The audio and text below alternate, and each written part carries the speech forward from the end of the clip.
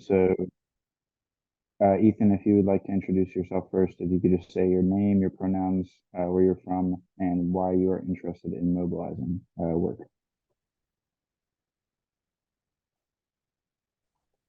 No problem. Hello, my name is Ethan Mercado. My pronouns are he, him, and I am from Woodbridge, Virginia. And I'm interested in Move to Amend due to what I've learned from my peer, colleague, Liam Keane. I'm more interested to get involved in political understanding of this subject matter. Awesome. And then Greg, if you would like to introduce yourself too, that'd be great. Yeah, hey, it's Greg Coleridge, he, him. I live in Northeast Ohio, greater Cleveland area. One of the co-directors of Move to Amend. They've been connected to the outfit since 2017. Nationally, prior to that, in Ohio, helped start several Move to Amend affiliate groups across the state and helped pass. We've had 20-some, 25, 26 resolutions and ballot initiatives in support of this amendment to abolish corporate constitutional rights and money speech. And Ethan, something that you may not know is Ben Mansky actually helped create Move to Amend. And Greg, something you might not know is that Ben Mansky also helps to create our organization at our university that Ethan is the vice president of, called Advancement in Men's Mental Health. What's the group? Advancement in Men's Mental Health. I didn't realize Ben helped start that. Cool. Yeah, he's the like the faculty for it. Faculty advisor. Yeah. Yeah. Awesome. So I guess we can go ahead and just get started. And anyone who's not here, I'll send them the recording. So if you would like to, I guess we can start with the icebreaker for Ethan. So the question is, what do you know already about corporate personhood and the problems that arise from the existence of it?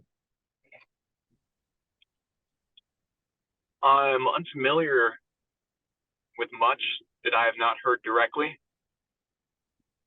Oftentimes that I can see how the personification of corporations has led to many problems. Many often go by the saying socialism for the poor, capitalism for the poor, socialism for the rich. That's where I'm basing my understanding and framework off of. But other than that, not too much. I'm eager to see what is being said. Awesome. So Greg, if you want to take it from here, you can kind of talk about corporate personhood and the We the People Amendment.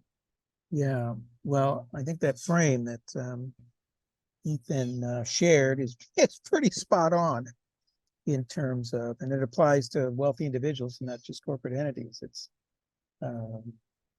privatize the gains and socialize the pains. And that's sort of kind of the watchword or the slogan, more than the slogan, kind of the mission statement of private capital and of those wealthy individuals that feel like they don't have to, earn all their profits. They can just sort of let others take all the risks and do the preponderance of the work. I'll just talk a little bit about I think what's important in understanding this whole bizarre, these twin constitutional doctrines, equally bizarre. One is that money equals free speech, and the other is a corporation is a person. Those are the two sort of basic elements of this We the People Amendment to the U.S. Constitution, which would be the 28th Amendment that Move to Amend proposes to be enacted. Move to Amend got going in 2010 on the cusp of the Citizens United Supreme Court decision that was decided in January of that year. Many people believe that decision, if they know about it at all, created both of these constitutional constructs. Money is speech and corporations are persons, or a corporation is a person. That's simply not the case. Both conditions worsened, but the reality of those situations go way back. in the case of money as being equal to free. Look, money is speech. Those who have the most money have the most speech. Not a real good definition of anything other than monocracy, plutocracy, oligarchy, basically where money rules. And that's a pretty decent description for our political system. And I'm no great mathematician, believe me. But if money equals speech, sort of if A equals B, doesn't that mean that B then equals A? If money is speech, then doesn't that mean that speech equals money? Which I guess my translation of that would be anytime we go out on the street with a picket sign, we should be paid. Anytime we show up at city council, we should be paid. Here comes Jason. Awesome. Hey, Jason. I don't know if we want to take a minute to have Jason introduce Yeah, we'll go ahead. themselves. Hey, Jason. So we're going to take a minute. If you could go ahead and introduce yourself, just your names, your pronouns, where you're from, and why you're interested in mobilizing work.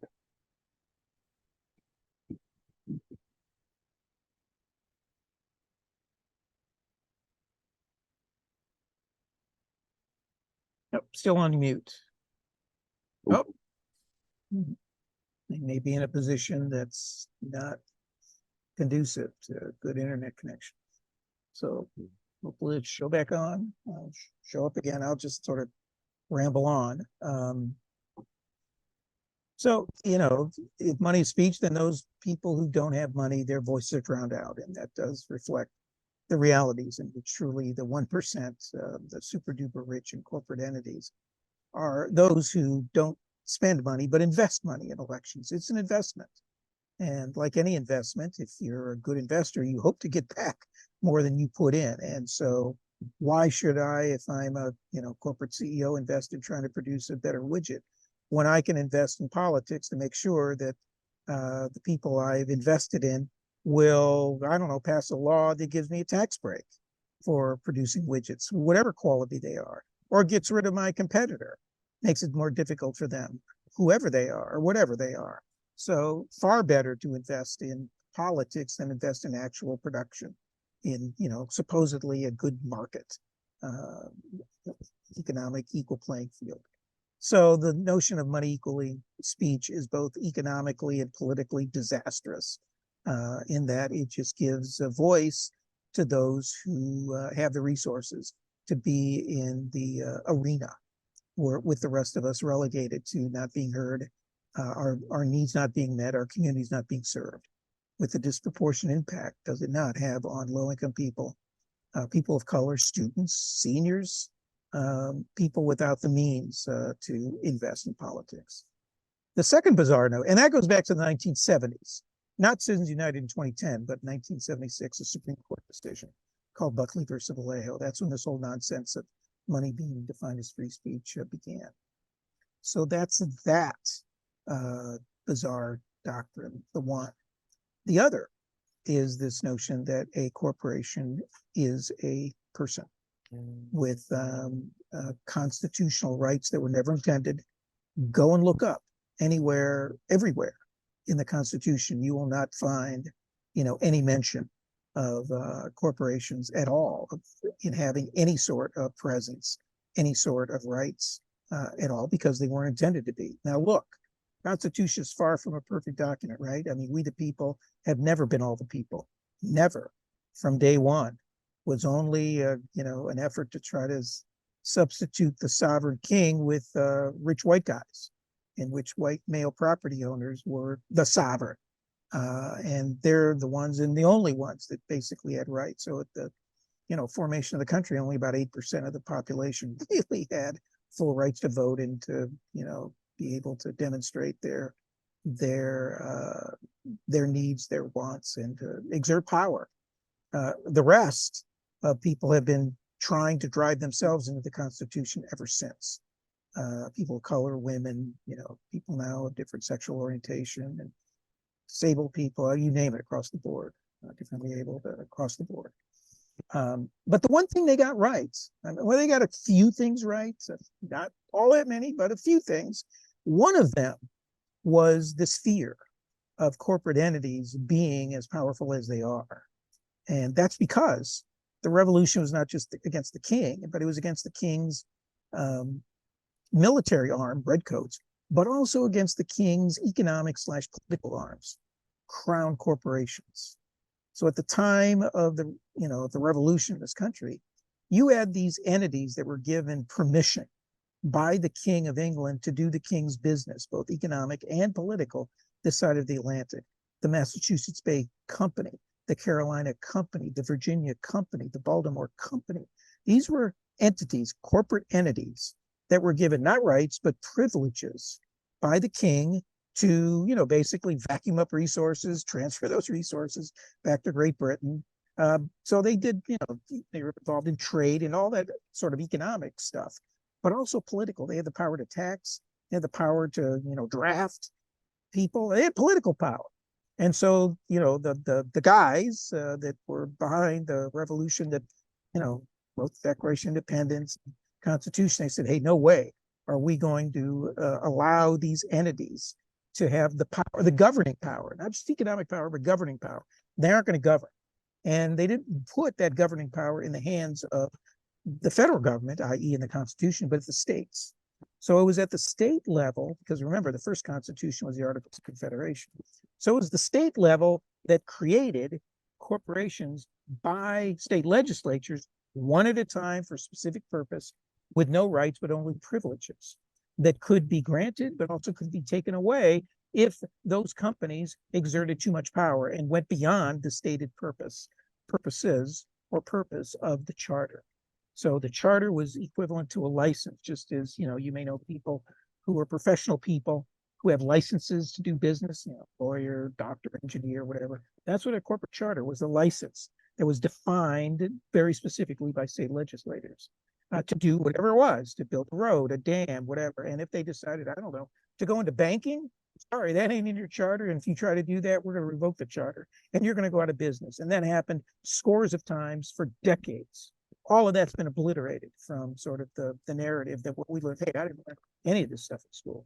So, or even in activist circles. We just think all we can do, to make corporations accountable is to fine them or to embarrass them or, to show up and picket them or, to boycott them or, those things. They have their place, they have their worth, but it ain't governing. It is not sort of doing what originally was intended to be, which was we the people are sovereign, you the corporation are subordinate. You only do what we give you the privilege to do. That's it.